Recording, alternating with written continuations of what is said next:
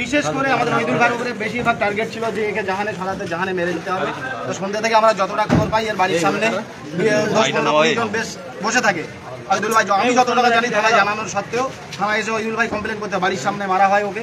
ফের কাঁটাডাঙ্গা কিছু দূর বাইকে ওরা আসে 3-4 জন, বাইকে কাঁটাডাঙ্গায় রাস্তায় ফেলেও মারা হয়। আমি যখন গিয়ে পৌঁছি তখন যে রাস্তায় লুটিয়ে পড়ে আছে, আমরা সেই অবস্থা তুলে দিয়ে প্রশাসন আশ্বাস দিয়েছে যে কারিমুল একে আগে জিরেনগাছা হসপিটালে নিয়ে যা, তারপরে যতটুকু করণীয় আমরা করবো। আমি সেই পুলিশের আশ্বাস, তাদের কথা শুনে কোনো রকম বিশৃঙ্খলা না, কোনো প্রতিবাদ না করে, রাস্তায় না দাঁড়িয়ে আমরা চাইলে পারতাম কাশীপুর থানায় রাস্তা অবরোধ করে আমরা বডি রেখে আমরা করতে পারতাম, ওইদিন ভাইকে রাস্তায় শুয়ে রেখে আমরা আন্দোলন করতে পারতাম। পুলিশকে সম্মান দিয়ে আমরা কিচ্ছু করিনি। আমরা আগে প্রাথমিক স্বাস্থ্য যে পরীক্ষা যতটুকু রাস্তায় বমি করছিল সেই অবস্থায় আমরা নিয়ে এসেছি। এখন কাশীপুর থানার দ্বারস্থ হবো, কাশীপুর থানা কি প্রশাসন ব্যবস্থা নেয় আমরা তারপরে আরজি কলেজ নিয়ে যাবো।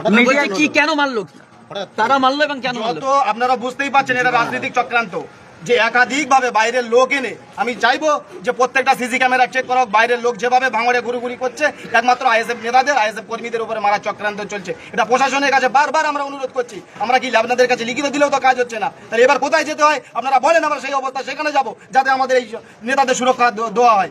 কারা চক্রান্ত করছে? টিএমসি নেতারা চক্রান্ত করছে। রাতের অন্ধকারে যারা ন্যায্য খবর তুলে ধরছে তাদেরকে রাতে অন্ধকারে আক্রমণ করার চেষ্টা, কি বলবেন শাসক? আক্রমণ করবার ঝাই করো, ভাঙড়ের মানুষ শেষ রক্তবিন্দু পর্যন্ত এই অন্যায়ের বিরুদ্ধে লড়াই করছে, আগামী দিনও করবে। তৃণমূলের পক্ষ থেকে বলা হচ্ছে তাদের দ্বারা 3 জন কর্মী আক্রান্ত হয়েছে এবং জনরসে পরে ওইদুল ইসলাম মার খেয়েছে। ওকে তৃণমূলে কেউ মারেনি, বরং তৃণমূলের 3 জন আক্রান্ত। আমি বারবার বলি যে বারবার ঘুঘু ধান খেয়ে যায়, ওরকম কাজে বাড়ার হবে না।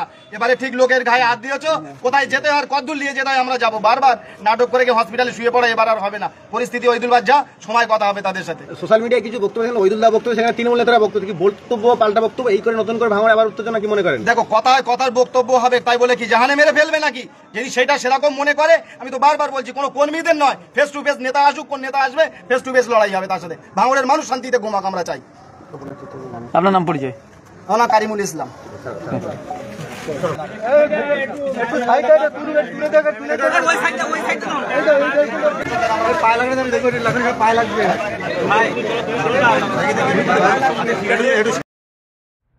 RNTV Public. Welcome to each of you. Follow the channel and watch the videos and like them and share them.